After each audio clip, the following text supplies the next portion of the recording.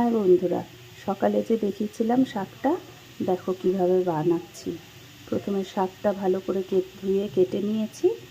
তারপরে এখন এই দেখো শুকনো লঙ্কা ভেজে রেখেছি, ডালের বড়িও ভেজে রেখেছি, আদা আর পিঠালি বাটাও রেখেছি। এখন শাকটা প্রথমে দিয়ে দিয়েছি। শাকটা একটু ভাজা ভাজা হোক, একটু ভাজা হলে তারপর কি করছি দেখাচ্ছি।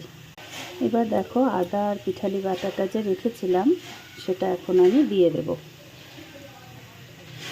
এরপর এতে আমি ডালের বড়িটাও দিয়ে দেব।